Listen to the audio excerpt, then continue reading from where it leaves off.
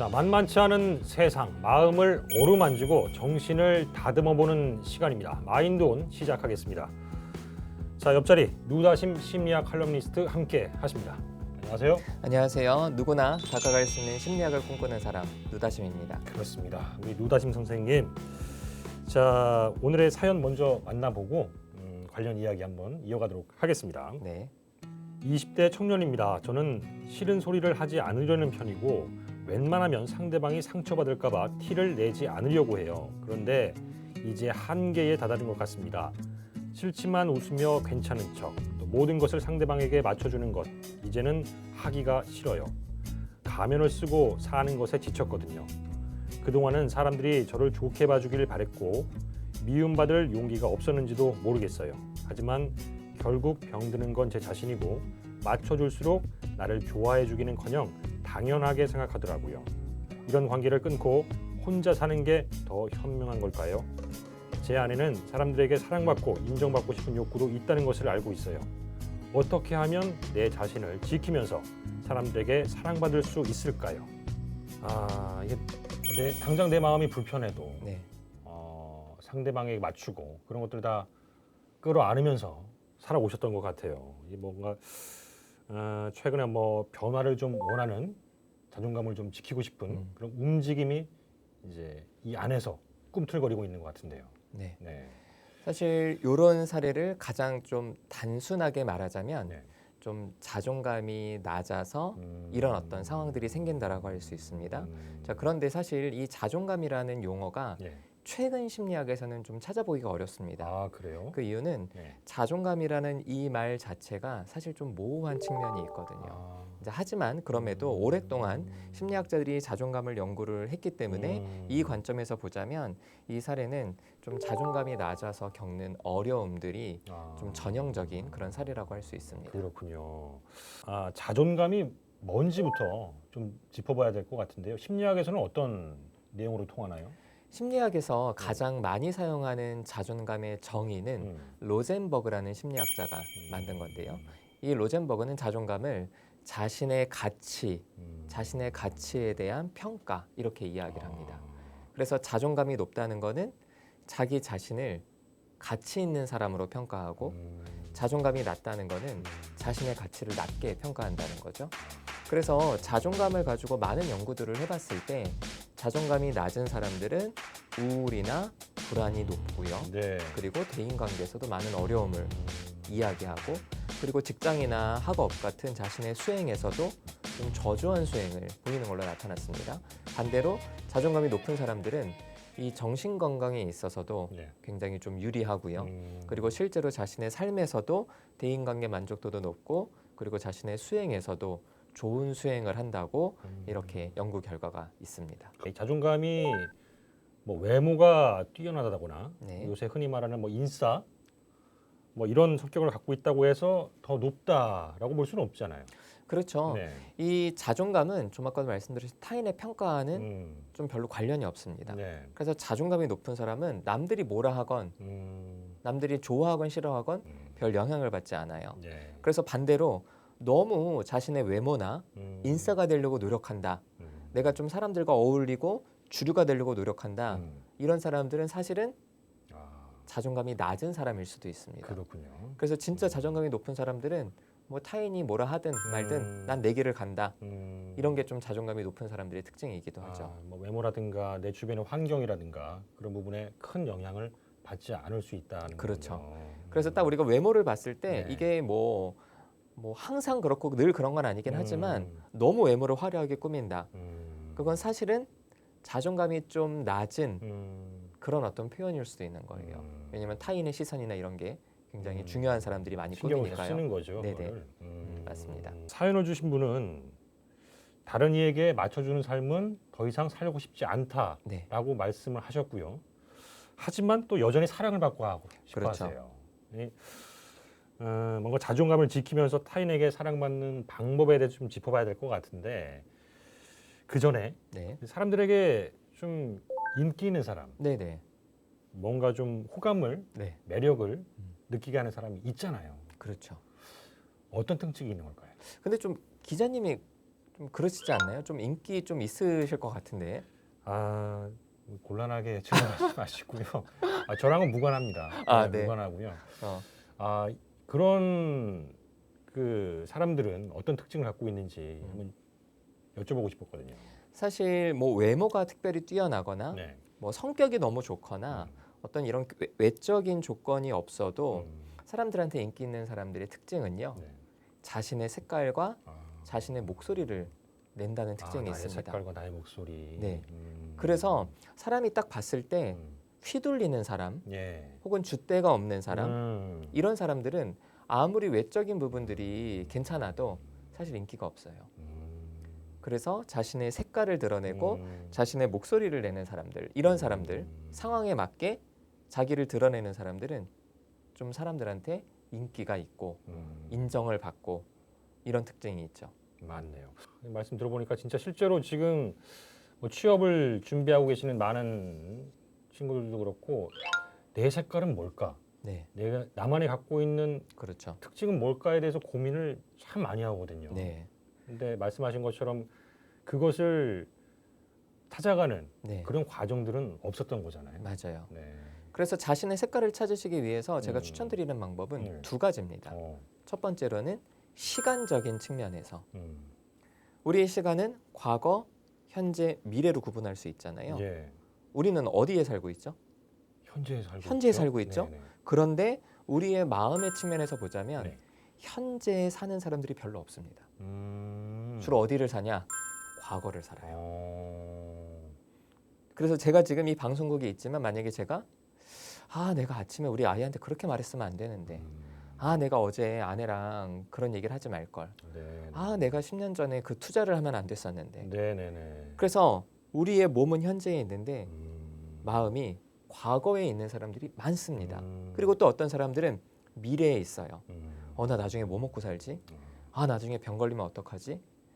물론 우리가 과거를 반성하고 예. 미래를 준비해야 되지만 제가 말씀드리는 거는 과거의 건강한 반성을 말하고 미래를 향한 착실한 준비를 말하는 게 아닙니다.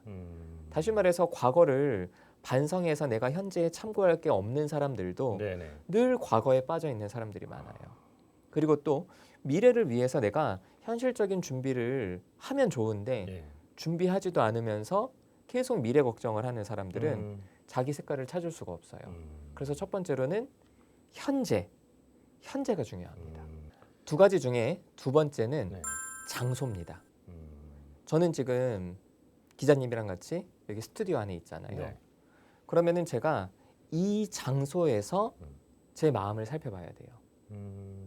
근데 수많은 사람들은 자기의 몸이 여기에 있지만 네. 동시에 다른 곳에 있는 또 생각들을 해요. 그래서 시간적인 측면에서 지금 그리고 장소에서 여기 심리학자들이 가장 많이 말하는 게 지금 여기입니다. 그래서 지금 여기에서 어떻게 해야 되느냐? 네네. 지금 여기에서 내 기분이 어떻지? 내 욕구가 어떻지? 이거를 좀 생각하면 자신의 색깔을 찾을 수가 있죠. 마인드 컨트롤이 좀 필요하군요. 그렇죠. 우리의 마음이 딴 곳으로 흘러가지 않게 네네. 내가 지금 여기에서 내 기분이 어떻고 내 욕구가 어떻고 내 감정이 어떻지를 찾는 것이 네네. 나의 색깔을 찾는 중요한 방법입니다. 정말로 내가 원하는 거, 네. 그게 뭔지를 모르고 사는 것 같아요. 맞아요. 예. 그 부분에 대해서도 좀 조언을 해주세요. 사실 사람들이 네. 자기가 원하는 것을 찾을 때 네. 많이들 오해하는 게 있어요. 오. 뭐냐면은 사회적으로 바람직하다고 하는 거를 자기의 욕구라고 생각합니다.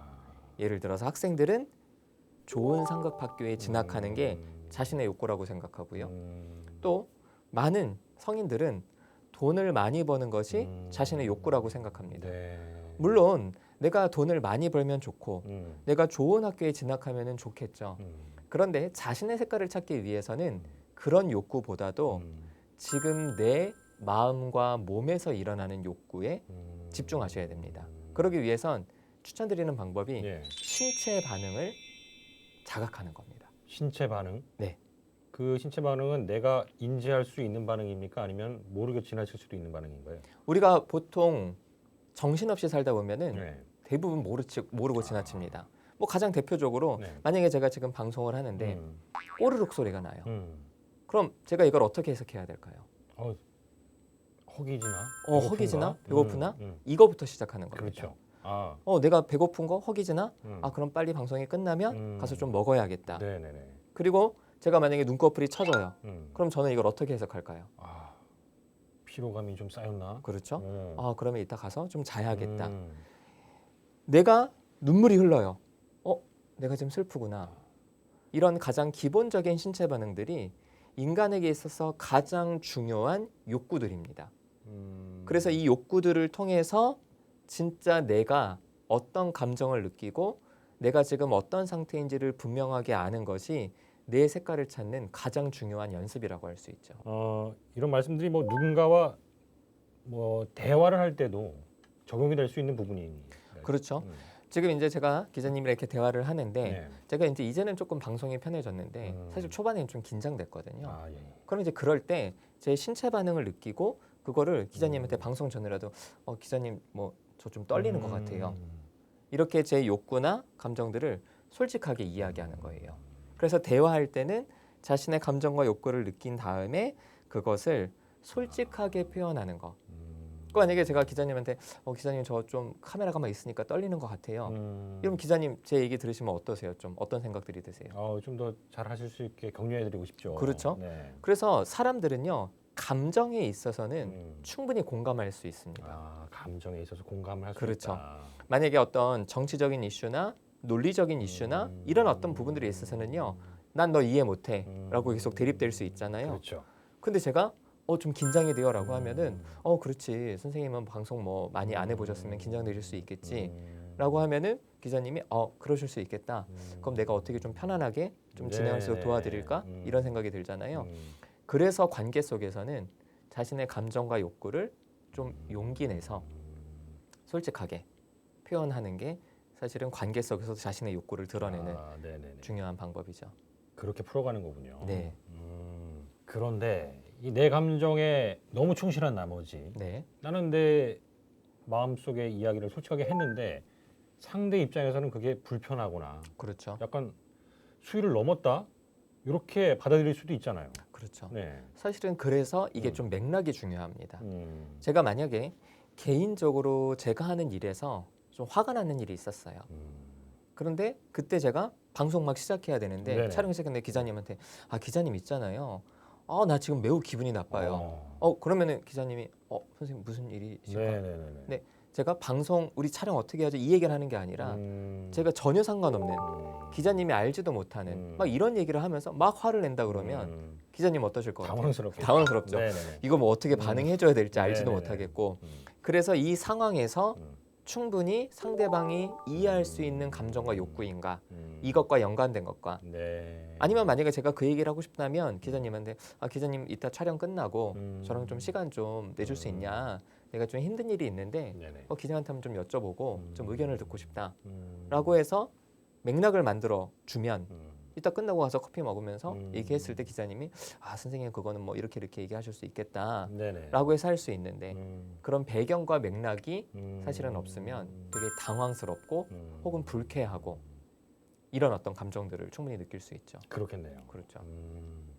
그러니까 앞서 말씀하셨던 그런 시간과 장소 네. 요거과도 좀 결이 또 이어지네요. 네, 맞습니다. 지금 여기에서 통용될 수 있고 소통될 수 있는 그 지점에서 내 감정과 욕구들을 드러내면 기자님이랑 저랑 아주 친한 사이가 아닌데 제가 막 진짜 어렸을 때부터 지냈던 뭐 친구 대하듯이 갑자기 기자님한테 야 뭐 기자 뭐 잘 지냈어 너 뭐 이러면은 벌써부터 그죠? 훅 올라오는데요.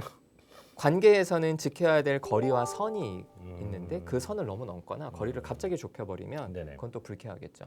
그래서 지금 여기에서 내가 이 사람과 맺고 있는 관계, 이 맥락, 이제 이런 것들이 사실은 감정과 욕구를 드러낼 때 적절하다면 네네. 진짜 매력적이고 색깔 있는 사람으로 이렇게 비춰질 수 있죠. 좀 쉽게 좀 설명을 해주시니까 좀 와닿네요. 어떤 말씀을 하시고 싶으신지가. 네. 그러니까 이제 받아들이는 입장도 네, 좀 고려해야 돼요, 그렇죠? 그렇죠. 네. 사실 어떤 분들은 아니 그렇게 자기 욕구나 감정을 드러내서 네. 그러면 상대가 좀 불쾌할 수 있고 음. 그게 좀 막말처럼 비춰질 수도 있지 않냐. 음. 왜냐하면 현대인들이 워낙 자신의 감정과 욕구를 드러내지 않으니까요. 네네. 근데 저는 그런 생각이 들더라고요.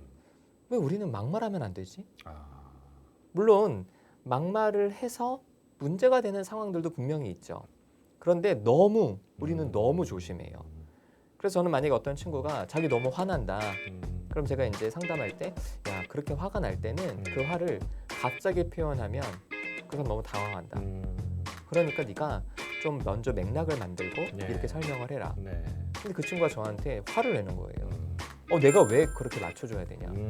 나는 너무 화가 나서 네네. 그냥 되는 대로 하고 싶다. 그럼 제가 사실은 이해가 되거든요. 네. 그럼 좋아, 가서 해. 갑자기 소리 지르고 욕하고 해. 대신 그 상대방이 어떻게 반응할지도 네가 책임질 수 있으면 해라. 그래서 저는 만약에 우리가 자신의 감정을 드러내고 욕구를 드러내는 게 그게 정말 법적으로 문제가 될 정도가 아니라면 그리고 사회 윤리적으로 지탄받을 정도가 아니라면 저는 드러내라고 합니다. 정말 드러내고 싶으면 대신 그 다음에 상대방의 반응도 책임을 져야겠죠. 그렇게 해서라도 자신의 감정과 욕구를 드러내는 것이 네. 그냥 계속 드러내지 않고 참고 사는 것보다는 자신의 마음 건강과 대인 관계에 좋습니다. 더 긍정적일 수 그렇죠. 있군요. 맞습니다. 이게 참 저도 그렇고요. 제 마음대로 살지를 못하거든요. 네, 예, 그렇죠. 뭐 제 와이프도 그렇고 제 아이들도 그럴 거예요. 네, 그리고 맞아요. 제 주변에 많은 사람들이 그럴 건데 답답한 부분이 있어요. 네. 이게 뭔가 싶기도 하고 이거를 어떻게 해소해야 될까 그 부분에 대한 고민도 있거든요. 네. 어떻게 보세요 그런 건? 일단은 시작점은 가장 친밀한 사람들이라고 생각하시면 좋습니다. 아까 제가 말씀드렸듯이 부부, 예. 부모, 자녀, 네. 그리고 진짜 친한 친구 요 사이에서 시작하시는 게 좋아요. 뭐 음. 직장이나 이런 사회적으로 친하지 않은 사람들 사이에서는 예. 우리가 지켜야 될 선이나 정서적 거리가 아무래도, 있기 때문에 네. 사실은 거기에서는 시행착오를 하시면 조금 곤란해질 수 있고요. 정말 내가 친밀하게 관계 맺을 수 있는 사람들 사이에서 네. 용기를 내서 자신의 욕구를, 자신의 감정을 드러내는 거예요. 그런데 이제 이렇게 말씀드린 어떤 분들은 아니 그거 상대방이 싫어할 수 있지 않냐. 그럼 제가 그때 답변 드리는 거는 네네. 최악을 생각해봐라. 최악. 최악. 만약에 네가 갑자기 배우자나 자녀나 부모한테 뜬금없이 고마워, 사랑해 이런다고 했을 때 최악의 반응이 뭘까요? 최악의 반응이요. 네. 내가 좀 두려운 거. 나 이래서 난 이런 거 하기 싫어. 이런 거. 그러니까 뭘 잘못했어? 뭐 이런 겁니까? 그렇죠. 또 말렸네 이거. 그런 식의 반응이 왔을 때 제가 물어봐요. 아니 만약에 내가 용기 내서 감정을 드러냈는데 거기에서 말 낯이 의심의 눈초리로 본다. 그럼 그러면 좀 어떨 것 같냐? 최악을 예상하게 해요. 그러면 그럼 좀 기분이 상하겠죠. 네네. 뭐 이렇게 이제 얘기를 하면은 네. 당신이 최악을 생각했을 때 기분이 상할 정도가 못 견디겠냐 그거를. 아니 뭐 그 정도는 아니다. 네네네. 그렇다면 한번 해보는 거다. 최악을 생각해서 괜찮으면 모든 상황이 괜찮다. 이것을 심리학에서는 방어적 비관주의라고 얘기를 합니다. 방어적 비관주의요. 네. 근데 진짜 비관주의는 난 뭘 해도 안 돼. 난 또 실패할 거야. 그래서 역경 앞에서 좌절하고 새로운 도전을 못하는 게 진짜 비관주의라면요. 네네. 여기서 말하는 방어적 비관주의는 실패를 예상해서 괜찮으면 해보자. 그래서 실패를 염두에 두고 네네네. 도전하게 하는 방어, 도전하게 하는 비관주의가 방어적 비관주의인데요. 그래서 방어적 비관주의를 저는 사용하라고 합니다. 그래서 항상 상담할 때 뭐 부모님한테 듣고 싶은 얘기가 있다. 네. 무슨 얘기 듣고 싶냐? 나 우리 부모님이 나한테 사랑한다 얘기했으면 좋겠다. 그럼 네가 요구해. 우리 부모님 그거 해줄 사람 아니라는 거예요. 그럼 제가 갑자기 전화해서 네. 엄마 나한테 좀 얘기 하나 해줘. 그러면 이제 엄마가 뭐 그러면은 사랑해라고 얘기 좀 해줘. 그럼 엄마가 기가 미쳤나 뭐 이렇게 얘기를 할 수 있잖아요. 그렇죠. 내가 야 엄마가 그럼 너 어떨 것 같니? 그럼 너무 무너질 것 같대요. 야 근데 엄마는 맥락이 없잖아. 근데 네가 엄마한테 진짜 부탁을 해봐라. 그럼 진짜 엄마가 거절하겠니? 이랬을 때 어떤 친구들은요 우리 엄마는 거절할 것 같아요. 그럼 제가 그러죠. 그래, 내가 니네 엄마 잘 모르지만 니네 엄마가 진짜 거절해서 네가 마음이 진짜 슬프면 오히려 그것도 이득이 있다. 무슨 이득이요? 이렇게 물으면 아, 우리 엄마는 이렇게 표현을 못하는 사람이구나. 더 이상 엄마에 대한 그 부분에 있어서는 기대하지 않을 수 있다. 그러니까 그 최악의 상황도 사실은 너한테 이득이 있는 그 거다. 부분을 또 인정하게 되는 그렇죠. 이득인 거군요. 그렇죠. 그러니까. 왜냐하면 이 친구는 현실적으로 부모한테 경제적 지원을 받고 있는데 네. 부모가 표현을 못하는 거예요. 그럼 제가 얘기하죠. 부모가 너를 진짜 사랑하지 않는 게 아니라 표현을 못하는 거면 네가 요구하고 부모가 그걸 못 해준다 그러면 그것도 너한테는 아, 해볼 만한 가치가 있는 거 아니냐. 근데 혹시 아니야. 갑자기 부모님이 네네. 무슨 바람이 들어서 해줄지. 그럼 너한테는 더 좋은 거고 최악을 생각하고 한번 도전해보자. 이렇게 해서 도전해서 부모님과 사이 좋아진 친구들이 수두룩합니다. 아, 효과가 있다는 효과가 얘기군요. 있습니다. 그래서 친밀한 사이에서는 네. 우리가 너무 두려워하지 말고 최악을 생각하고 도전해보자. 이런 어떤 방어적 비관주의는 사실 성공하는 사람들의 공통된 특징이기도 합니다. 그래서 왜 부정적인 사람들이 성공하냐? 네네. 이런 관점으로 자신의 현실을 극복하기 때문에 이 도전할 수 있는 거죠. 그러니까 지금 말씀해 주시는 그런 부분들을 좀 찬찬히 듣다 보면 이런 과정들이 그러니까 내 자신을, 내 색깔을 찾아가는 과정의 하나하나가 될 수 있다. 맞습니다. 그래서 우리는 모두 우리의 고유한 색깔을 가지고 태어나요. 근데 살면서 그 색깔을 점점 빼는 거죠. 그래서 이걸 다시 회복하는 과정은 우리가 어린아이들처럼 지금 여기에서 내 감정과 욕구를 인식하고 드러내자. 근데 드러내기엔 좀 두렵잖아요. 그럴 때는 방어적 비관주의를 생각하면서 네네. 용기를 내자. 아무것도 안 하면 절대로 변화할 수 없습니다. 내 색깔을 찾을 수가 없어요. 그래서 용기 내서 조금씩이라도 도전하면 예. 앞으로 나아가게 되어 있죠. 네, 오늘도 이렇게 유익한 심리 이야기 잘 들어봤습니다. 마지막으로 우리 사연 보내주신 그 분께 도움이 될 수 있는 조언 박명수 버전으로 좀 부탁드립니다. 싫으시면 그냥 네네, 편하게 하셔도 돼요. 네. 네. 네, 갑자기 좀 당황스러워서.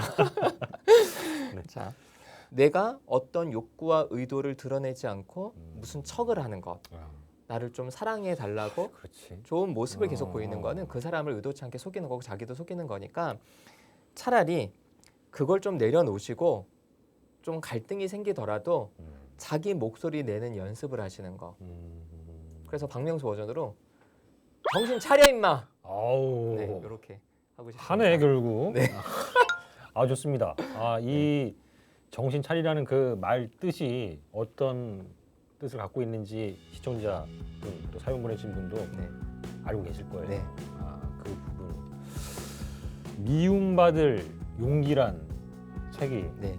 있죠. 그 책을 쓴 이제 기시미 이치로가 행복해지려면 미움받을 용기도 있어야 한다 이런 말을 했더라고요. 맞습니다. 그러니까 이 지구상에 선생님도 그렇고 저도 그렇고 딱 하나뿐이잖아요. 네. 서로 자기 자신을 좀 쓰다듬어 주면서 용기를 냈으면 하는 그런 마음을 가져봅니다. 자, 마인드온 오늘 이 시간 여기서 마치도록 하겠습니다. 감사합니다.